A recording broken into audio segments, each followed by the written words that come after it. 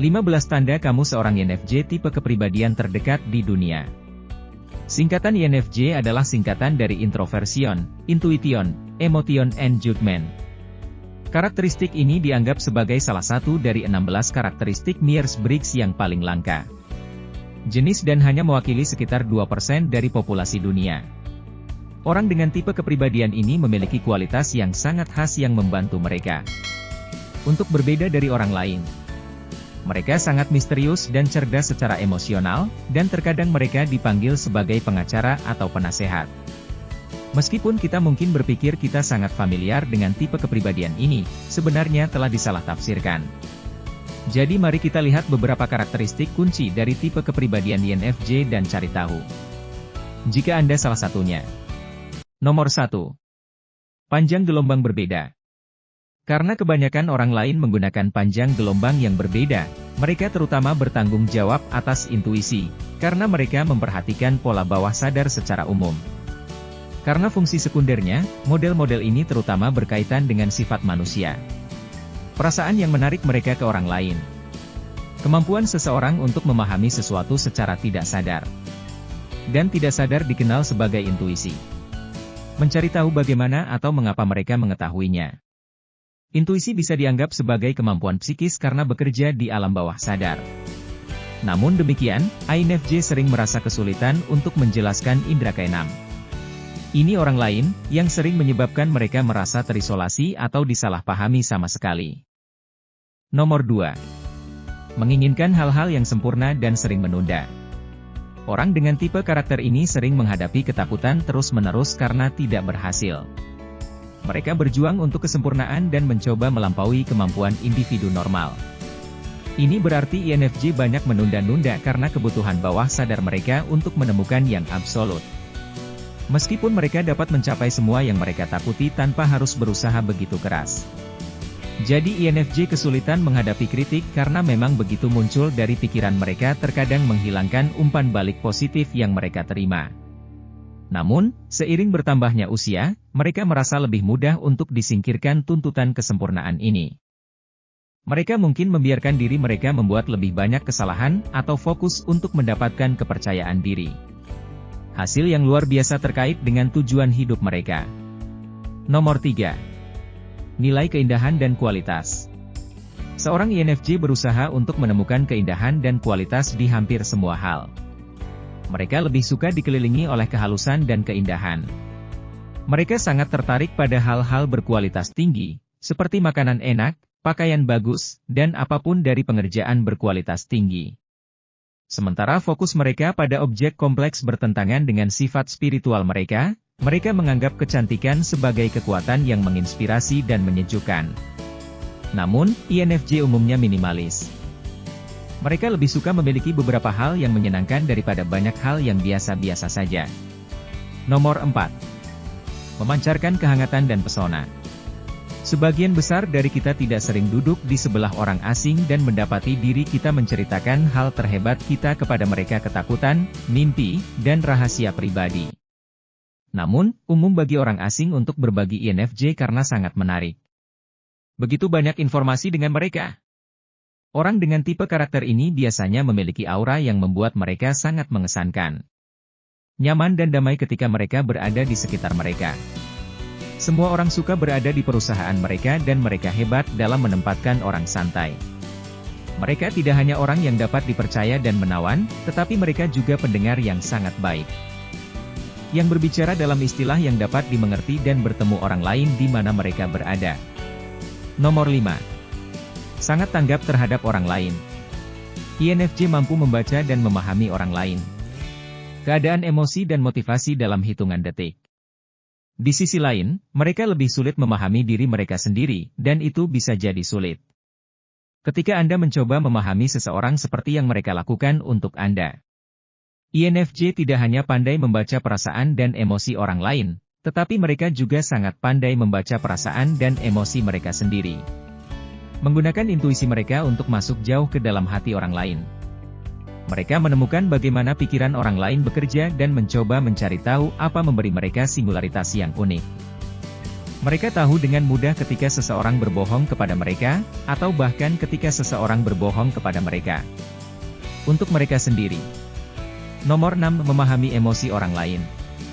INFJ sering menyerap emosi orang lain dan menafsirkannya sebagai milik mereka. Misalnya, jika mereka melihat orang lain bersemangat, mereka akan sering bersemangat. Bagus. Orang yang stres atau cemas mungkin juga merasa stres atau cemas. Mungkin sulit untuk memahami perasaan orang lain daripada perasaan mereka sendiri. Namun, itu juga menawarkan pemahaman yang lebih baik tentang emosi ini dan kapasitas penyembuhan. Dan menghibur orang lain. INFJ dapat meyakinkan orang lain bahwa semuanya baik-baik saja. Yang ketujuh, ciptakan keintiman emosional yang mendalam. Sebagian besar INFJ tampak pendiam atau pendiam di sekitar orang yang tidak mereka kenal. Mereka sering dianggap misterius atau hanya pribadi. Namun, mereka sangat relasional, dan butuh waktu untuk mereka terbuka kepada orang lain dan menunjukkan jati diri mereka yang sebenarnya. INFJ mencari koneksi yang tulus dan berusaha untuk mempercayai orang pada level yang lebih dalam. Juga, melalui kemampuan mereka untuk berempati dan melakukan percakapan yang bermakna, mereka membangun ikatan emosional yang kuat dengan orang-orang yang mereka percayai. Nomor 8. Introversi murni. Namun, INFJ adalah orang yang tertutup. Mereka dapat menyesuaikan diri dengan baik dalam lingkungan sosial.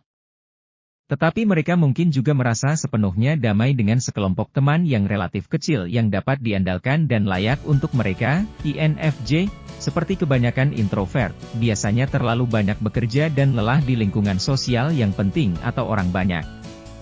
Meskipun mereka memiliki kemampuan bawaan untuk bertarung di lingkungan sosial ini, mereka juga demikian membutuhkan waktu pribadi mereka sendiri untuk bersantai dan memulihkan tenaga.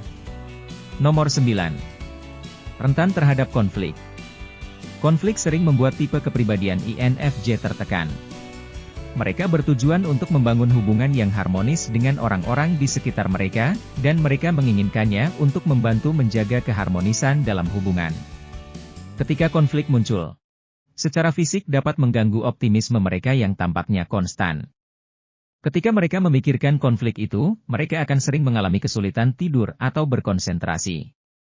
Ada hubungannya dengan mereka atau dengan seseorang yang mereka sayangi. Itu bahkan dapat membuat tubuh mereka stres sampai pada titik di mana mereka mengalami nyeri otot, sakit kepala, sakit perut atau gangguan tubuh yang tidak diinginkan lainnya. Tentu saja, ini tidak berarti bahwa orang dengan kepribadian ini berusaha menghindari segalanya. Konflik, namun seiring waktu, INFJ belajar untuk menetapkan batasan yang sehat untuk konflik sambil berdiri. Untuk kebutuhan mereka sendiri secara bersamaan, dan mereka melakukannya dengan penuh pengertian yang lain. Nomor 10. Fokus pada masa depan.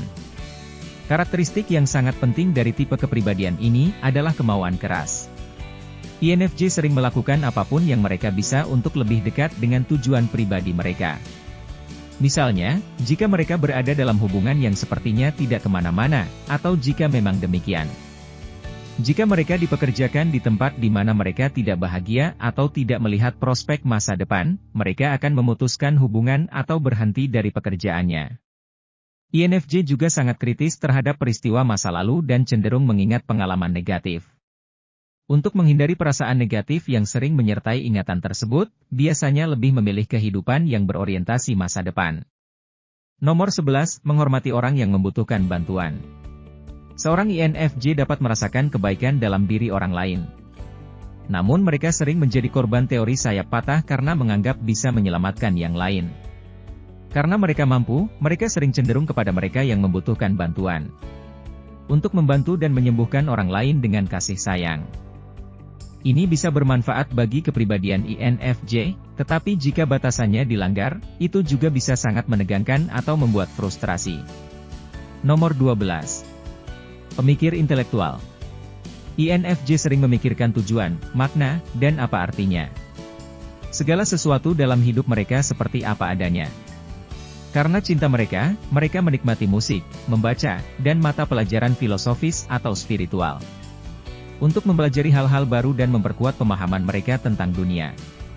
Jelas, INFJ tidak menjadi korban karena kebutuhan mereka untuk memahami penemuan yang begitu mendalam. Untuk diskusi dangkal atau rumor. Kualitas ini sangat menguntungkan, tetapi juga menimbulkan tantangan untuk bersenang-senang. Hal-hal sederhana seperti menonton film atau minum kopi bersama teman. INFJ sering merasa sulit untuk bersantai atau melakukan aktivitas sehari-hari tanpanya terlalu memikirkan mereka. Nomor 13. Berbakat bahasa. Karena sifat introvert mereka, INFJ biasanya menghabiskan waktu sendirian untuk terlibat dalam kehidupan pribadi mereka. Menjadi sangat berwawasan memungkinkan berbagai kreativitas dan sering disertai dengan pemahaman yang besar tentang bahasa. Namun, karena menulis adalah sumber ekspresi, INFJ umumnya lebih suka menulis daripada berbicara. Memungkinkan mereka untuk mengkomunikasikan pemikiran atau ide kreatif mereka tanpa banyak hambatan. Saat berbicara, percakapan dengan orang lain dapat dengan mudah terputus atau menjadi negatif. Subjek yang memiliki pendapat seperti itu, mereka menghindari banyak bicara. Kecuali jika diperlukan. Karena ini adalah planet yang lebih besar, menulis memberikan rasa ketenangan dan ketenangan. Melepaskan pikirannya yang terdalam. Karena kemampuannya untuk mempekerjakan, INFJ seringkali menjadi penulis yang sangat berbakat dan sukses. Dalam tulisan mereka, simbolisme dan intrik ilahi. Nomor 14. Bekerja terbaik sendiri atau dalam kelompok kecil. Meskipun INFJ rukun dengan orang lain, mereka sering melakukan pekerjaan terbaik mereka di tempat kerja sendiri, tanpa campur tangan orang lain. Namun, mereka dapat berkolaborasi dengan beberapa orang yang mereka percayai dan memiliki cara berpikir yang sama pada akun mereka sendiri. Sementara INFJ sensitif dan sensitif, mereka juga bisa sangat analitis. Juga ilmiah. Mereka sering suka bekerja di bidang sains, penelitian atau teknologi. Nomor 15. Berfokus pada apa yang benar. INFJ sering merasa terdorong untuk melindungi orang lain karena sifatnya yang penyayang dan menyejukkan. Mereka mungkin fokus untuk membantu seseorang yang membutuhkan atau melawan pengganggu atas nama orang lain. Menghadapi situasi sulit dalam hidup. Jika mereka memilih karir di mana membantu orang lain tidak diperlukan memberikan uang atau mencari waktu untuk membantu asosiasi. Tipe kepribadian INFJ juga memiliki rasa takut menjadi orang jahat, yang memotivasi mereka untuk melakukan apa yang menurut mereka benar. Tipe kepribadian INFJ itu rumit dan aneh, dan terkadang sangat kontradiktif. Sama seperti tipe kepribadian lainnya. INFJ memiliki kekuatan dan kelemahan, namun, memahami karakteristik mereka dapat membantu orang lain bergaul lebih baik dengan mereka. Tentu saja, beberapa karakteristik ini adalah yang dapat dikenali oleh banyak orang, jadi yang terbaik tes yang dibuat oleh spesialis dapat membantu Anda menentukan tipe kepribadian Anda. Namun, jika Anda dapat mengidentifikasi sebagian besar dari tanda-tanda ini, kemungkinan besar Anda adalah seorang INFJ. Tipe kepribadian paling langka di dunia. Beritahu kami apa yang kamu pikirkan.